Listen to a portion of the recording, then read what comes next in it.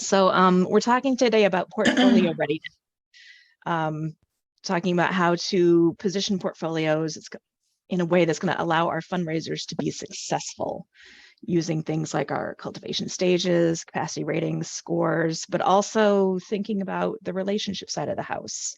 I tend to be a data person, but when we're talking about portfolio readiness, the relationship side of things definitely matters. So we want to make sure that we're factoring that in. So here we go. So in order to position your portfolio for success, we need to factor in, again, both the data side of things as well as the actual relationship side of things. When you're working with the gift officer to get their portfolio in shape, it's important to listen to what that gift officer is telling you about the actual relationship with the person. Because while the data tells a specific story, people might look great on paper, and then when someone's actually standing in front of them or on a phone call or on a Zoom with them, it's a different experience. So the relationship side of how things work definitely needs to be taken into account as we are trying to position these portfolios for success. Some prospects, they need a lot of time, a lot of attention, a lot of handholding, or they're going through something at that moment. So we need to sort of back away from them. So while they look great on paper, the gift officer may know some information about them that isn't publicly available, and we need to respect that. So we need to be mindful not to load a portfolio with tons of prospects that either need a lot of attention or tons of prospects that don't need a lot of attention at the moment, because that doesn't give our gift officers a lot of balance in their portfolios. All right. Sorry, too many windows open. All right. So, and from my perspective, it's important to be data-driven. We want to use a variety of data points that are going to help us look at our gift officers' portfolios, and we're using that data to help us drive the strategy. Data is going to help us with those sort of cold leads as well as the well-known prospects. So, for example, if we're looking at a portfolio for our gift officers, we want to position them for success. We want to make sure that we're looking at all these aspects. Some of these points are on the slide, as well as other things. So how old are their kids? Or do they have triplets who are starting college all at the same time? That might not be the best time to send your gift officer to go meet with them, because they have a lot of things going on and their finances are a little bit tied up with 3 college tuitions. I had a friend who had triplets that all went to college at the same time, so I know of what I speak. Likewise, we want to look at things like number of properties that someone might own. If they own a bunch of properties, maybe the conversation is about gifts of property rather than gifts of stock or gifts of cash. So we're using that data to help guide our gift officer to be asking for the right things, to be approaching them in the right way. If we know where they work, maybe we don't want to set up a gift officer who's really great with folks who work in theater and arts and culture to go talk to the high finance folks. Not because they can't do it, but because we want to set up this gift officer or someone that they're going to really match with. So I want to take that into account. And again, these relationships, they matter. We need to be donor-centric. The data is only going to get us so far. Relationship building is going to bring us the rest of the way. And with those new prospects that feel like we're cold calling, we should be arming our gift officers with a lot of data so that they have some place to start, positioning them for success. Because I do not envy a gift officer who has to make a phone call or send out emails to try and get in touch with someone that no one's been in touch with before, or that it's been really difficult to get in touch with just because they're busy people. So arming them with as much information as possible, and that goes back to the previous slide, like all of these data points, right? If we can arm them with as much information as possible about various data pieces, where does this person work? What's the cadence of their work? How many children do they have? What type of home life do they have? What kind of things, what kind of age are they? Are they looking towards retirement? Are they in the midst of their career and they're still building it? If we give them all that information, all that data, we can help them create a strategy for those cold calls so that when they do pick up the phone or send the email, they feel like they're armed with a little bit more than just, oh, I have a name, a gift capacity, and a location. That's not enough. So we want to also make good matches for our gift officers. We want to make sure that the relationship flourishes. So as I was saying earlier, we want to match, say, a gift officer who's really great and knows a lot about arts and culture, theater, painting, whatever that may be. We want to match them with prospects who either have interest in that area or work in those fields. So sort of a one-to-one match as far as relationship goes. I've seen times where we've matched up a gift officer who is really good at high finance, and then they go meet with someone who works in the theater. And while they can do it, the gift officer feels like they're a little clumsy trying to talk with that person. And that's not a good place for our gift officers to be. We want them to feel armed, like armed for bear, as my father used to say when we grew up. I grew up in a hunting community in Maine. Lots of people up there hunted. And we want to arm them for bear. So we want to give them as much information as possible. We want to set them up with that right prospect who has similar interests. We want to play to their strengths. So I want to keep all those things in mind. All right. I'm going to just check on that chat. Making sure there's no questions in the chat before I keep prattling on. Nothing yet. All right. Super. All right. So then we're going to talk a little bit about balancing the portfolio. So this is really where the sort of the art of doing this comes in, whether you're brand new at putting together portfolios or whether you've done this 1,000 times. It's never the same story twice. All gift officers, I think, would love to have really warm prospects who love the school or love your hospital or love your museum, wherever you may work. But you want to have those people who love your organization. They're the best prospects ever, and they're rip-roaring to give a gift. Well, if we had a magic 8-ball that actually worked properly, not like the ones we all bought when we were kids, right? We could find them that, but we are slaves to the information we can find. So we need to make sure that we're looking at that information and trying to balance the prospects for them in a way that gives them a good balance. We want some really good, well-seasoned prospects in their portfolio. We want some that are brand new and no one's ever met with them before. We want some that are older, some that are younger. People who work in different industries perhaps might be a good blend for some organizations. Sometimes you want all the same industry. It depends on how you set up your portfolios. Likewise, geography. Do you have, if you're a more local organization, the geography isn't going to be the thing that changes how you set up your portfolios. If you are a national or international donor base organization, so I'm thinking universities or like, some of the international organizations, like a UNICEF or something, like you might be looking at folks all over the country or the world. So do you send 3 gift officers all to the same location, or do you break it up by geography? So does only one person go to California? Does only one person go to Chicago? That kind of thing. And if you're breaking it up that way, looking at your portfolios, how do you give them then a good blend of prospects? Because if they are the only person going to Chicago, they tend to get all the Chicago prospects, but you still want to say, well, there might be a few that really shouldn't be in their portfolio because of a certain couple of factors. So bearing that in mind. Another thing that happens, and some of y'all, you're a very quiet group so far, so hopefully I'll start chatting soon. But some of y'all might have run into a situation where when a gift officer leaves, they leave behind a portfolio. They leave to hit the lottery and make a gift, and off to the Bahamas they go, or they retire, whatever reason. But a gift officer may leave your organization for various reasons, and they've left behind their portfolio. And what sometimes happens is the folks who are still working there will look at that portfolio and say, well, we can't let those prospects just not be seen. So they grab a couple of them.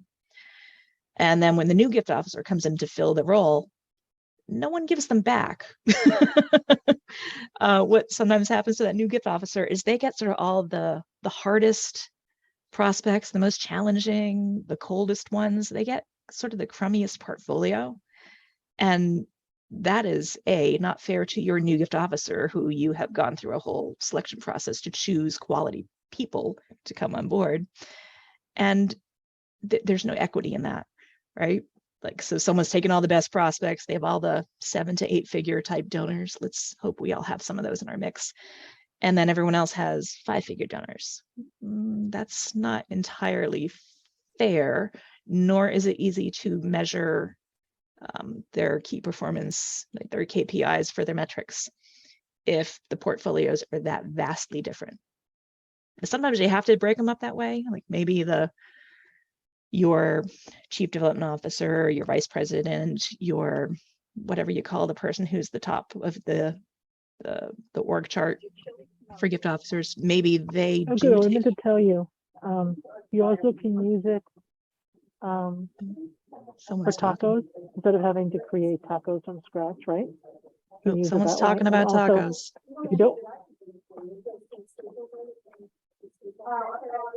I don't know who that is. All right, so I lost my train of thought. Oh yeah, so when you have like your top dog gift officer, the top of the heap, they might have a small portfolio of higher value prospects or higher importance prospects, your trustees, your board folks. You still want to make sure that the folks who are below them on the org chart have similar equity. They may not have necessarily the gift capacity or the caliber of people, but you still want to make sure that they have a good mix in their portfolio, so that when you're trying to look at one portfolio to the next and compare them at the end of the year, which isn't, it's never quite apples to apples because people aren't clones, people are people. You want to make sure that there's some way to sort of say, well, this one had mostly new prospects in their portfolio versus this one had the most seasoned portfolio available. All right, the chat's starting to move. Sorry, I'm having a hard time keeping up. Oh, someone says, amen, hard to give newbies the coldest prospects. Yeah, I saw that happen once successfully, Kimberly, where a newbie got all the coldest prospects. And, you know, bless his heart, he was one of the most go-getter people I've ever met. Here, I'm going to move the slide to the next one so you have something pretty to look at. He sat there and he called every single one, and then he emailed every single one, and they wrote them all a handwritten note. And he got people to call him back. He got people to visit him, and he did get some gifts out of people everyone had given up on. And then they were kind of upset that they'd given up their prospect to the sort of the leftover pile, as it were, which was his portfolio. But that's the exception, not the rule. Like, he was incredibly driven. That doesn't always happen. It's very discouraging to get that portfolio and then disheartening to keep plowing through it and get no response, right? Emily says they have a pending hire portfolio for the new person. That's good. So you can hold some sort of meatier ones or more seasoned folks in there for them. Yeah, it's hard when open roles stay open for a long time. Yeah. And we're all having that problem, aren't we? Where the hiring right now is adding some challenge to that for us all. Let's see. This one has a question. Andrew says, I've had some issues with gift officers being too passive with their portfolios. It's our responsibility to build for them in their entirety. That clearly can't work. I've had the opposite problem too. Some will only want to work their own names. How do we strike the right balance? So some people just want to do what they want to do, and other people want you to hand it to them on a silver platter. Yeah. Oh, well,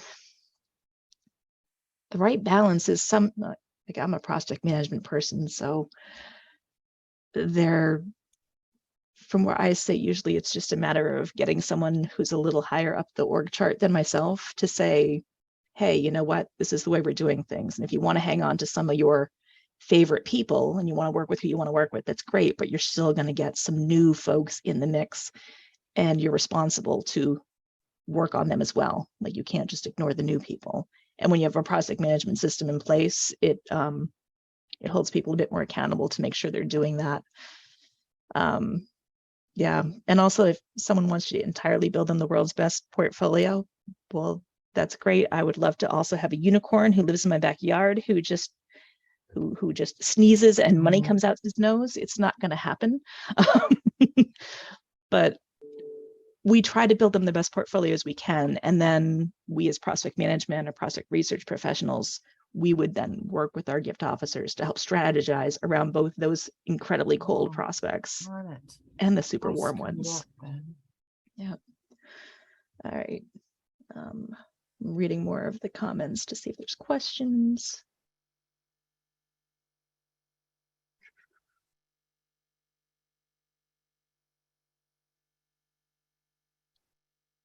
All right, someone here has a question. Shika says, we had a gift officer who retired. He had lots of prospects in his portfolio with pledges. Our department ended the assignment because he retired, but no one considered what to do about those open pledges. And those folks were never sent reminders in their open pledges for 6 months. Oh, geez. What do other organizations do in this kind of situation? Anyone else in the Zoom maybe have some advice for Shika? I hope I'm saying your name right. I'm sorry if I'm not. Yeah, I would imagine I've worked with those situations before myself. And when we haven't followed up on pledges for a while because there was turnover or someone was on maternity leave or there was some sort of emergency in-house and you just attention shifted focus and then you're like, oh crap, we have to send these things. Sometimes you just pick yourself up, dust yourself off and send out the pledge reminders, depending on who they are. Obviously, there's always a it depends in our business, isn't there? Because we are dealing with people and people are people. But sometimes you send them the pledge reminder, but if they're a certain person who needs a little bit more, TLC, a little bit more care and handling, you figure out what the plan is, you create a strategy, you do a little outreach and hope for the best. But sometimes those people are cranky. And that's, staying on top of those pledges is part of the process of trying to set our gift officers up for success. So it is not easy. Oops, some people have some pledge reminder information. Got it. Nice. Still looking for questions. All right, lots of stuff on the pledge reminders. Great information. All right, I'm gonna keep plowing forward with the slides. There aren't that many, but so yeah, so the other thing about the portfolio is the size of it all. So looking at either bloated portfolios or anemic ones, we want to make sure it's not too big, not too small. We're looking for that Goldilocks point. Remember her? Porridge too hot, porridge too cold. We're looking for porridge just right. We, depending on who you are and who your prospects are, having 10 billionaire prospects be your only portfolio, maybe that's all you need. Those people are going to need a lot more work, cultivation, attention, different services, different interaction than if you have 100 5-figure rated donors. And not because they're more important, just those folks, once you're a billionaire, you're used to dealing with things in a certain way. You're used to getting a certain attention, you're used to being handled by people and handling people in a certain way. So you have to sort of do a dance with them that's a little more intricate than doing a dance with someone like your 5-figure donors. So just being aware that who is in the portfolio sometimes determines the size of the portfolio. Speaking of portfolios, next slide, we're going to talk a little about right sizing the portfolio. Love right sizing portfolios. Gift officers hate it when we do this, but it's important to give them the right size portfolio, to make sure they have the right number of prospects that they're talking with, so that they're not overwhelmed with too many, nor are they sort of sitting there twiddling their thumbs. You whittle wood, right? You don't want them sitting there twiddling their thumbs between phone calls with nothing to do. We don't want them idle. We want to keep them busy. We don't want our gift officers bored. So we don't want the portfolio to be too small, but we do want to sort of remove all that white noise out of there. So they might be hanging on to some folks that they don't need. They may have been assigned to some folks prematurely who shouldn't be in a portfolio, or maybe just not in a major gift portfolio. Maybe they should be in an annual fund portfolio or a planned giving or a long-term stewardship type of portfolio. But we might want to find the right home to put folks in. Not every 7-figure rated person needs to be in a major gift portfolio, which is the hardest thing to convince a gift officer of. Not because they're not bright people, but because there's always that hope of like, maybe we're going to get the gift. Maybe we're going to get the gift. Maybe you are. But if someone's maybe made their big gift. They're in their 80s. Holding on for that next 7-figure gift as a major gift might not be your best bet. You might want to move them off to planned giving or long-term stewardship. So you're not losing them, you're not losing sight of them, but you're handling them differently based on who they are, donor-centric. Also, you want to just reshuffle the portfolio sometimes to refresh them. Maybe things have changed and someone's like, you know what, I do much better with folks in high finance, and you do much better with folks who work in this industry. Some people work better with men versus women, different industries, different locations. I worked with someone who was from the South. You gave her anyone who had any Southern connection, and it was like the perfect match. I don't know, maybe just Southerners are way more friendly than Northerners. I don't know, them and Canadians. Canadians are awesome. But they're just so, I don't know, I've never met a Canadian I don't like. So, someone says we all know each other down here. And the other hard thing to do at getting the portfolio size right is convincing a gift officer to let go of somebody. We as an industry, and maybe some of us on this call, we need to work to start destigmatizing that whole removing of someone from a portfolio, because we're not giving up on them. We're just moving them to where they belong. But there's always that one in the portfolio who, sweet person, they're always going to take a visit. They always make you fresh cookies. They'll chat with you for 3 hours.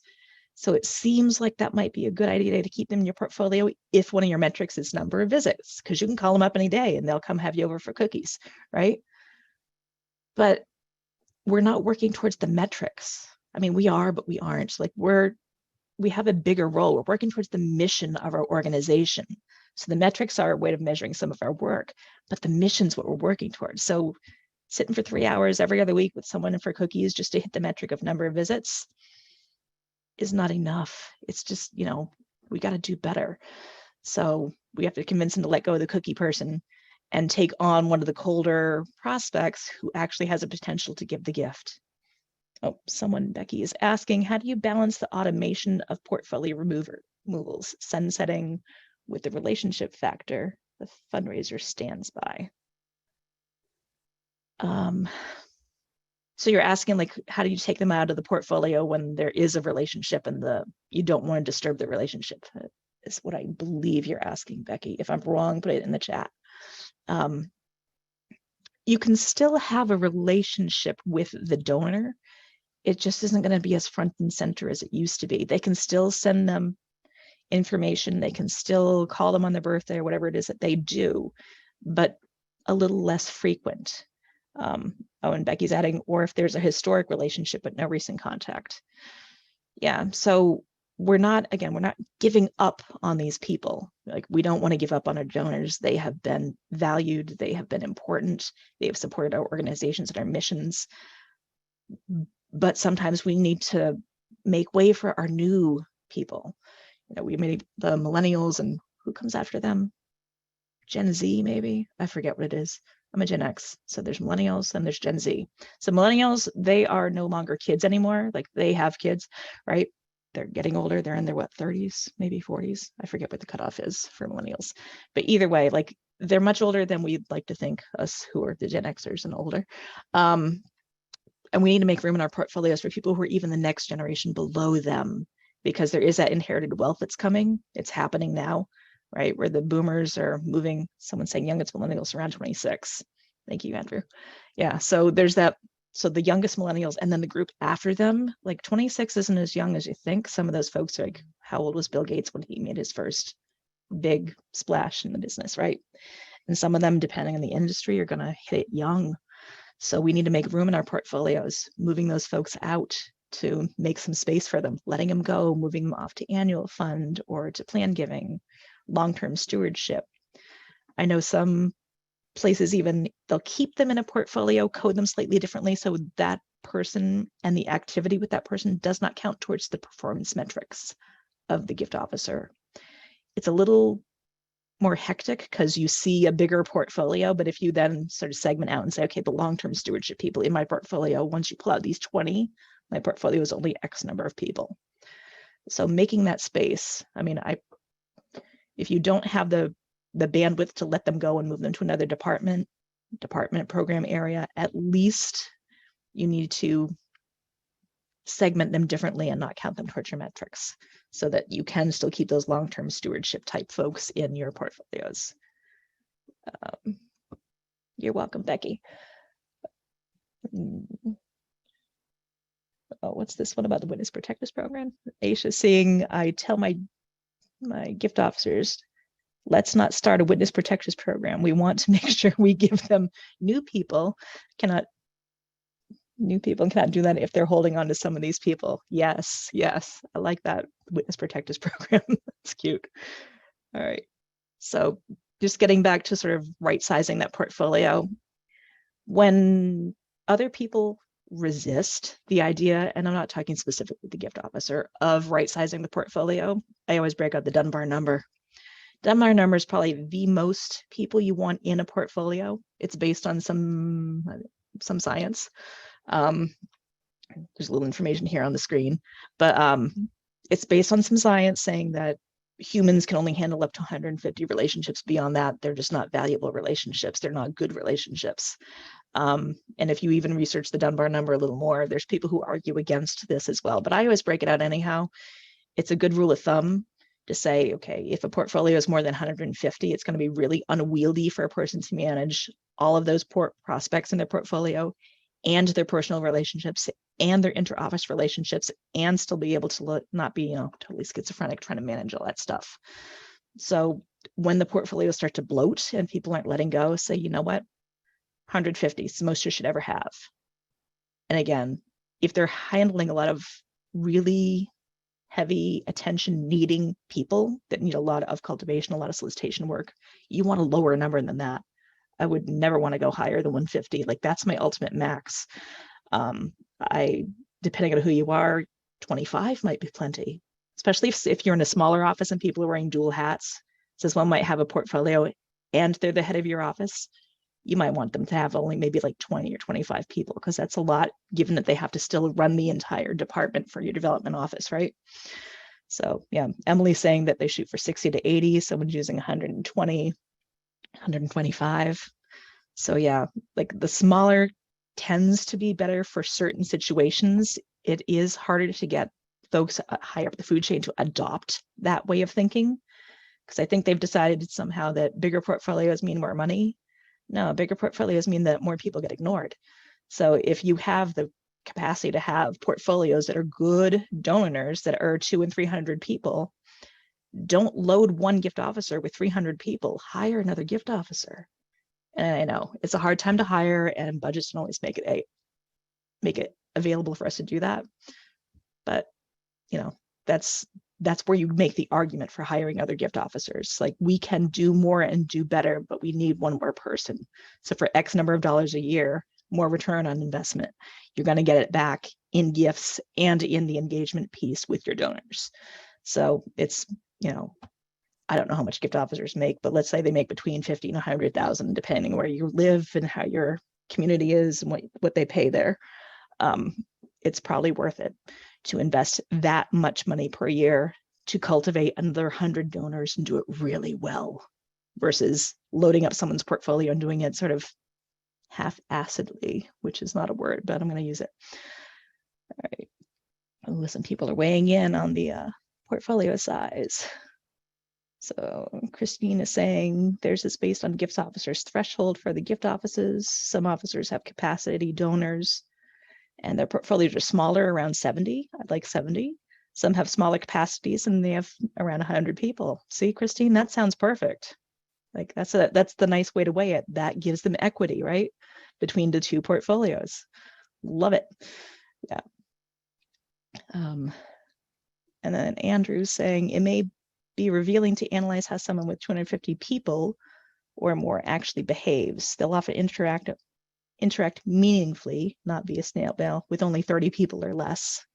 Yeah, because it's hard to do that meaningfully with more than 30 people. I can't imagine trying to talk to 30 people meaningfully in the course of a week or a month, but I'm an introvert, so that might have something to do with it. Let's see. Oh, here's some questions. Matt Riggs, let's help him out. He's saying, has anyone figured out a plan for prospect trenches around communication planning and metrics? Seems like there's a relationship soup phenomenon with people being in the portfolio versus in the once per year check-in sub-portfolio. Oh, sub-portfolios or parking lots, or yeah, they call them other things. I like the relationship soup reference though. Does anyone have any advice to help Matt out with how to sort of balance that, how to handle that? People who are in the portfolio versus the ones that you're checking sub-portfolio. I mean, my advice would be maybe the people in that once per year check-in could be a different portfolio with a different manager, or maybe some of the people in their main portfolio, depending on the big size of it, like again, there might be opportunity to either move them to somewhere else or to move them to a different gift officer, or make the case to hire another gift officer, even if it's part-time. And I know some places are doing digital gift officers. You probably all see these things where it's just like a Zoom relationship or digital. I'm not really sure how those work, but I get the idea that they don't travel and it's a different type of relationship. So there might be some ways to get creative with what kind of a gift officer and how they handle the portfolios. So you might be able to get a little creative there. Yeah. Let's see, I'm just looking to see if there's any other questions in the chat. Ooh, Rolodex. Once a year, I would Rolodex them. And then if a once a year conversation turns into a potential gift, to put them back in your portfolio. Good use of Rolodex. I'm old school. I remember those things. But yeah, like there might be a way to sort of put them on a back burner, code them a little differently, still do a little outreach, and then if they seem to be responsive, put them back in. You're exactly right there, Kimberly. I like that idea. Okay, so we're going to move on a little bit to the next slide. So we're going to talk how we're going to use things like ratings to help us decide how to structure our portfolio so that they are in better shape for our gift officers. So this is what I'd like to think of as the slice and dice approach to things. We look at information, back to being a data person, and we use that information to help inform us on how to prioritize the portfolio. So whether they have a portfolio of 20 or a portfolio of 200, which is too big, but regardless of the size, we want to use something to help them prioritize it. So not only are we setting up their portfolio with a nice mix of people based on gift capacities, geography, some demographic information, those kind of things, we also want to say, okay, now that you have these 20 to 100 people in your portfolio, the Gen Xers are all chiming in on the chat. Once you have these people in your portfolio, how do you prioritize them? Like, who do you talk to first and why? So using different data points on how we rate them. So gift capacity is one of the more obvious ones. Most places have this. I work with an organization currently where they did not have any gift capacities when I showed up, but they're starting to slowly get them. But so slicing and dicing theirs was based on RFM because they didn't have, and lifetime giving. We were using lifetime giving and RFM because we didn't have gift capacities because no one had done prospect research because they never had a prospect researcher before. So putting some of those pieces in place to help them along takes time. In the meantime, you can use the quick and dirty RFM, lifetime giving, and those are sort of ways to help slice and dice. If we are able to hire vendors, you can get engagement scores and affinity scores. And if folks have vendors they like, feel free to share it in the chat. Some folks out there may be looking. So please feel free to share your success stories of who you've loved working with in the chat. Some folks also do those scoring in-house. I've worked at one place I used to work, we did all of our own scoring in-house because we got that back from a vendor, and the vendor's not the problem. The problem was they were using the same algorithm regardless of what organization they were scoring. And it was an all women's college. And I just felt like the scores were a little bit light, not like they didn't seem accurate enough because they were looking at it as if they were factoring men and women, whereas this is just a single gender group. So we were looking at the scores differently. So we just built our own scores because I couldn't take it anymore. It takes a lot of time to do that, and it takes a couple staff members who really know what they're doing. So that may not be the way for everyone to go. Doing your in-house scoring is a big project. If you have the bandwidth and the staffing to do it, go for it, because you can be a little bit more finessed about which data points you use and how you use them. But the vendor scores are good places to start. So definitely use that. So someone's asking, Christopher's asking, what's the difference between engagement scores and affinity? So engagement scores how much the person has been engaged with your organization through things like emails, phone calls, outreach you've done, and outreach they've done to you. So sometimes you can track their social media. Have they opened your emails? Have they opened, have they clicked on certain links? You could measure those things. Affinity is a measure of how much they love you, like you, love you. So looking at things like how often do they mention you in certain places? Are they mentioning you in their LinkedIn profile? If they used to go to school, if you were their boarding school, do they actually mention you in their LinkedIn profile? Most places only mention their college or the grad school. So if they're mentioning their boarding school, it's important. It matters to them, right? Likewise, when they write up a bio, do they mention that they were a volunteer at your organization? So when you look at their professional biography somewhere, do they mention that they volunteered? Is that also mentioned in their LinkedIn profile? Is a good place to go. Other things, are they giving? Are they volunteering with you? So how much do they like you? So I personally am more of a fan of the engagement score than the affinity score, just because it's easier to measure. I feel like affinity is a little bit more subjective, but again, there's plenty of people out there who do it and do it really well. Yeah. So, all right.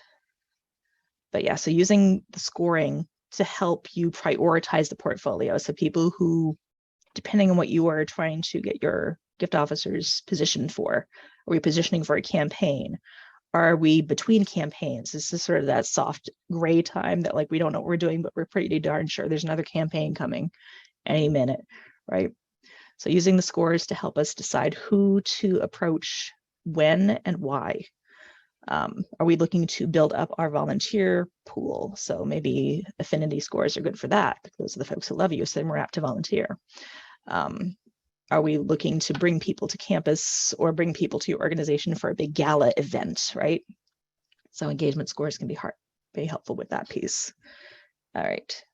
And someone's saying vendor scores need to be adjusted to give you a real sense of what they can give you in a single year. Yeah.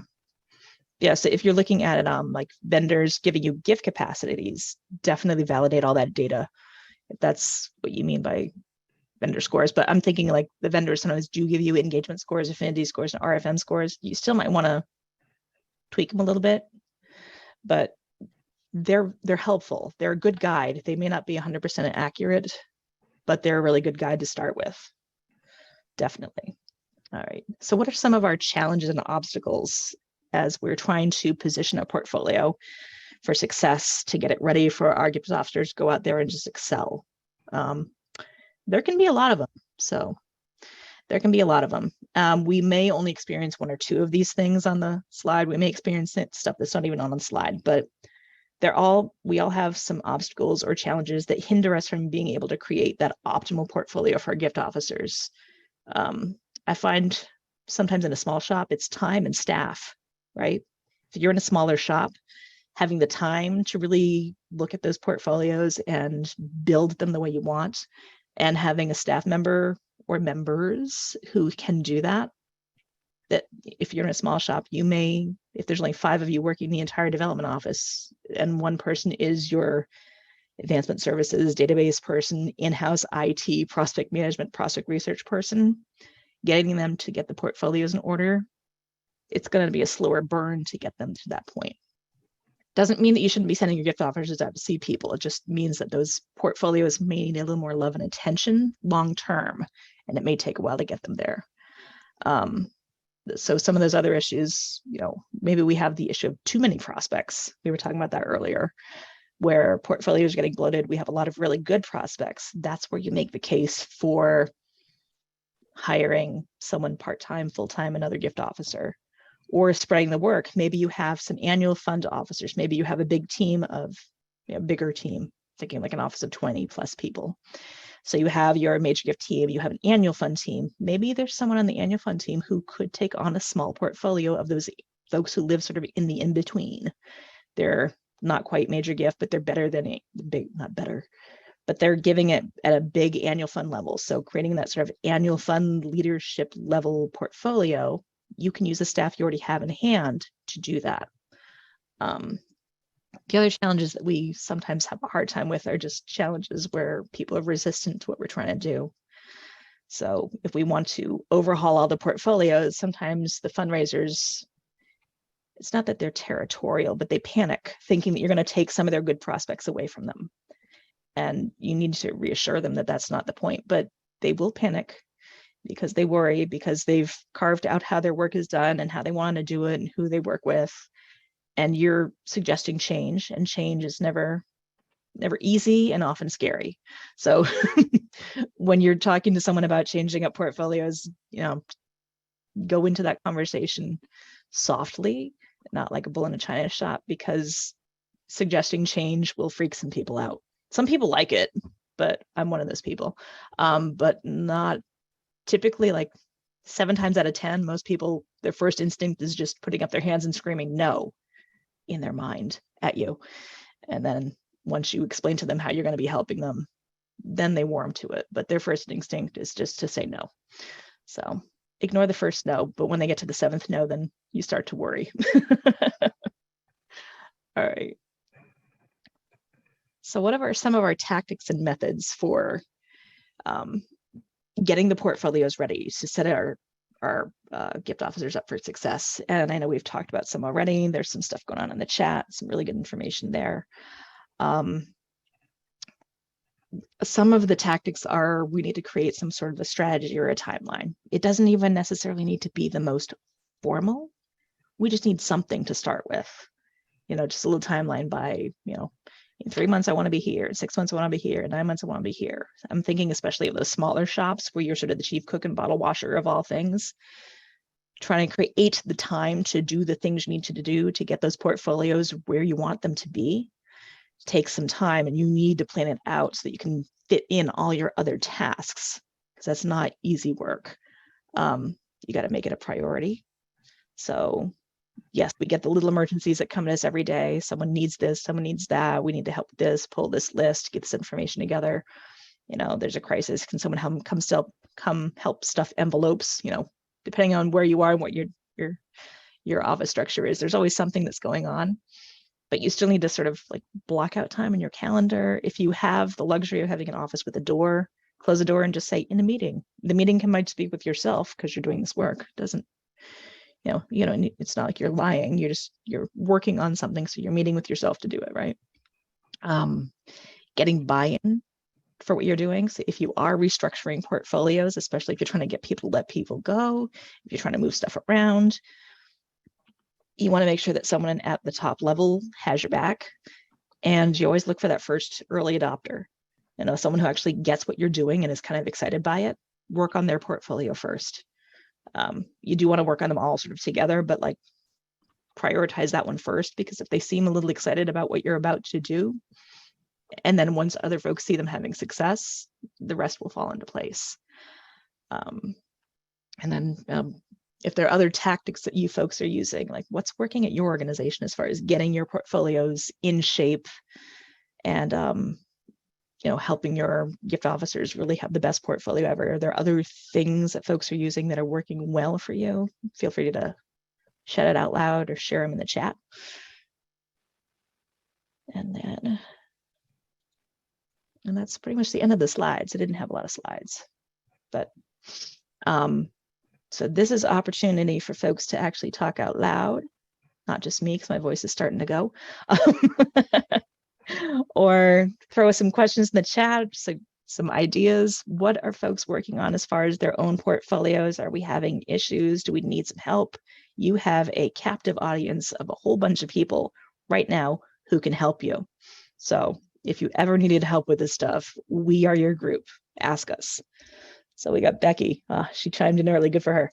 She said, we're still using a downsized portfolio model of 50 prospects max. Seems to be working well and keeping portfolio streamlined. I like the 50 portfolio max. What kind of organization are you at, Becky? You may have said much earlier, but I didn't see everyone's intros. University of Oregon. So working at the university level, bringing the tenant, using smaller ones. Love it. All right. Go Ducks. That's cute. All right. Anyone else having an issue and would like some help? Again, we are your captive audience. We got about 10 minutes. We can help you. Everyone's portfolios are working out perfectly. They just came to see what we had to talk about. Hey, this is Terry from the University of Louisville. We just had a CRM conversion, and in addition to that, like over the next year, are wanting to streamline our portfolio process. The struggle is, in addition to having a really small shop and having just made this technological transition, we've had a lot of leadership turnover. And so we've gone from having like prospect development led portfolios to fundraiser led portfolios and back and forth several times. And I'm just wondering if anybody else has struggled with that, had any advice on that. I'm getting the impression now that they want a more prospect management driven portfolio workup, which is fine. It's just, the cultural thing.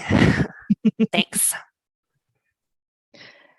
Anyone on the meeting here have gone through some of this before? Might have some strategic advice that's worked, or horror stories of things not to do because something went awry. No. So my thoughts on that, Terry, because I don't have to be quiet. I'm a huge fan of portfolio management, but that's my thing. Helping to keep the portfolios on track and keep them structured. It also helps track things. I also, with portfolio, with prospect management, I implement a series of meetings. So you're meeting with different people at different levels for different things. So I'll do one meeting that's just sort of a data optimization and making sure all the information's in the database so you can pull accurate reports and stuff. Those meetings are short. I'll do a meeting maybe once a month with the gift officer talking about their immediate strategies for people that they're going out to try and see or they're going to be trying to call. And once gift officers understand what that meeting is, they never miss that meeting with me, ever. They will reschedule it. They will move heaven and earth to get to that meeting because you're working one-on-one with them. You're not their boss. You're not measuring anything. So you're really helping them keep their portfolio in check and make sure things are moving along. Talking to them about people who are new in their portfolio or people you want to remove and why. So not just randomly not randomly plopping people in a portfolio and then yanking them out, but you're talking with them about the why behind all those moves. And then there's a bigger one for the whole office where you talk about the entire portfolio strategy and how it integrates with other portfolios. So you'll be focusing on one portfolio. So you'll be focusing on gift officer number one's portfolio, but all the other gift officers are in the room or on the Zoom, and depending on if you're not doing in-person stuff. And they can contribute and then say, oh, well, your person works here or my person works there. Let's get them together. We can network and use that to leverage a relationship. So using those meetings to help move things along, and it makes it a little more symbiotic. That could help, but it might be something to try. That sounds great. Thank you. You're welcome. It's like taking it one bite at a time, I guess. Yeah. Someone used to call it how to eat an elephant one bite at a time. And I always felt bad for the elephant. I don't know. I wouldn't want to eat that poor thing. All right, there's a question or two in the chat. I want to make sure we try to get to them. So Shika is asking, does your organization ever review disqualified prospects? If so, how often? Has there been success in getting those prospects to be reassigned? And I don't know if anyone's answered that, but I would encourage reviewing disqualified prospects. I would also, when you disqualify them, put the reason somewhere, coded it. So don't just disqualify them, be like, yeah, they're not, no longer a prospect. Why are they no longer a prospect? Are they no longer a prospect because Enron or Bernie Madoff did them in? Those were things back in the day, right? Or are they no longer a prospect because they just had triplets and they're busy? So maybe 5-6 years down the line, you want to look at them again, but for the first couple of years, their hands are full. So putting in the reason as to why you disqualified them helps you when you look at those disqualifications to review and decide who might then, like, is the timing better now to put them back in or not? Looking at them. And then when you reassign them, let someone know, like, we disqualified them. Like, don't just blindside them, especially if they're new and they weren't there when the person was disqualified. Don't blindside them. Say, we disqualified them. Someone's worked with them before. We disqualified them for this reason, because you know the reason. But now we're putting them back into a portfolio because of, and then give them the reasons why. And then help create a strategy for how they might try to start engaging with that person. Because if no one's had them in a portfolio, they might be a little bit of a cold lead. So those might be helpful. All right.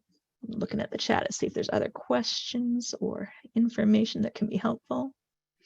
Amy is saying, we're entering year 3. The obstacle is challenging the gift officers to reach out to past donors and cold calling prospects. Way too comfortable with grant business prospecting and awarding. Even though there are solid prospects with capacity, propensity, and affinity, discouraged with a small individual donor pool. So getting them to reach out and call someone. What was that ad? Reach out and touch someone. Remember that one? I don't know. Gen Xers will remember it. You're my people. Yeah, I think in the case of reaching out to past donors and cold calling prospects, you need to, as prospect research and management, sit with that gift officer, sit personally or sit Zoom, it doesn't matter how, and work through a strategy with them. Because I wouldn't want to cold call anyone either, right? Even if I weren't an introvert, it's just not a fun position to be in. There's very few people who are like, woohoo, cold calls. There's a few people like that, but there aren't a lot. But you want to give them something to start with, like a conversation starter, a toe in the door, even if it's not a full foot in the door, like somewhere they can feel like they have a little bit of ground to stand on as they're making that call saying, hey, I'm Ruthie Giles, I'm calling from this organization, and here's some things about you and us that are symbiotic and maybe we can have a chat, give them something. So that's helpful. But yeah, strategizing with them, I think at least quells the fear a little bit, especially if they're brand new to this field, like brand new gift officers who've not been a gift officer elsewhere. This is their first job as a gift officer. Help them. We want them to be successful. We've hired them because they are quality, because they are qualified, because they are smart. So don't leave them hanging. Help them. And when they get that leftover portfolio because they're the new one, right? And everyone else is taking all the good prospects, so they get the crummy ones. You really got to help them. So if you know that that's how your stuff is set up, sit with them and help them with those cold calls and figure out how they can get in the door with a few of those people. It also includes leveraging other relationships, right? So if you know that the person you're trying to cold call, or they're trying to cold call, you're not calling them, someone else's prospect might have worked with them, have gone to college with them, have some kind of a connection to them, use it. Yeah, maybe that other person's prospect can help get you in the door with that one. But you got to give them the strategy to do that. So, all right. Let's see. Oh, there's more chat. All right. We've got about 4 minutes left, so I want to make sure if I see any questions in the chat. Oh, here's one at the end. Let's see. Sheikah's saying, I know someone who is in prospect research shop who does not discuss strategy with gift officers during prospect review meetings. There is a functional prospect management system. My friend shares that her boss does not do strategy because that's not her role. Oh, this is where I want to hit my head against the wall. She leaves it up to the vice president of the department. Has anyone experienced this? Yeah. Has anyone in prospect research and management been told it's not your job to talk strategy? I am not the only one here who's had that experience, I'm sure.